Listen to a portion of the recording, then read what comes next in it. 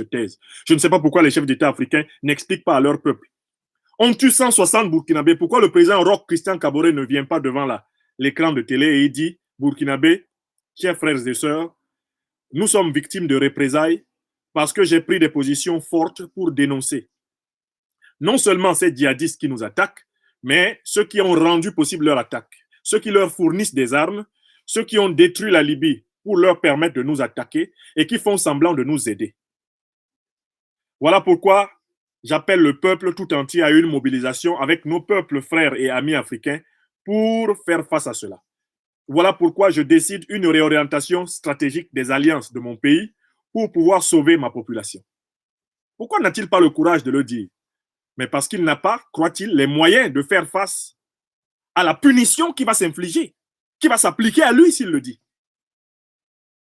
Si le président Kaboré n'explique pas publiquement le fond de ce qu'il sait, c'est parce qu'il sait que s'il explique publiquement, il faudra qu'il soit prêt à subir les foudres des maîtres du Sahel.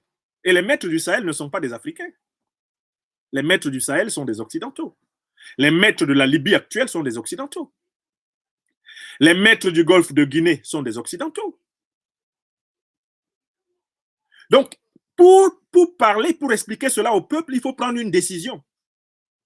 Et il faut procéder à une réorientation des alliances pour pouvoir bénéficier d'autres forces permettant de parler sans risquer d'être balayé.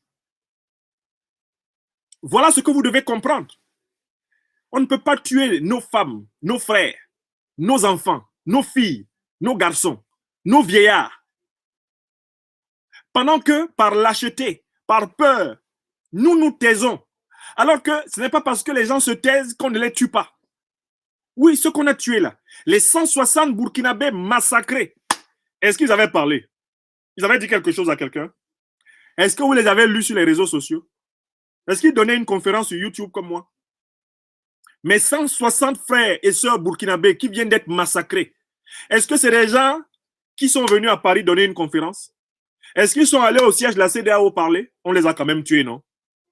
On ne les a pas quand même tués? Alors, il y a un problème là. L'Afrique doit affronter une question métaphysique. Vous ne faites rien, on vous tue. Mais faites quelque chose. Au moins, si vous mourrez, vous saurez pourquoi. Je recommence. Africaines, Africains. Nos peuples n'ont rien fait à quelqu'un, on vient les tuer. Mais il faut donc que nos peuples fassent quelque chose maintenant. Au moins comme ça, si on les tue, ils sauront pourquoi. Parce que tu ne fais pas la politique, tu t'en vas puiser de l'eau à la fontaine, tu t'en vas puiser de l'eau au puits, on t'attrape, on t'égorge. On ne t'a pas égorgé? Oui. Mais qu'est-ce que c'était? Ce serait mieux si tu étais organisé pour faire face aux égorgeurs. Bon, si en luttant contre les égorgeurs, il y en a un qui t'égorge, au moins tu meurs en résistant. Et tu sais pourquoi tu meurs. Mais là, tu allais puiser de l'eau, une pauvre femme, avec sa calebasse sur la tête, tête coupée. Est-ce que l'Afrique, est-ce que les peuples africains, est-ce que les dirigeants africains vont pendant longtemps tenir cette posture qui consiste à subir et à penser que subir est la meilleure solution? Subir n'est pas la meilleure solution. La meilleure solution, c'est de s'organiser et agir.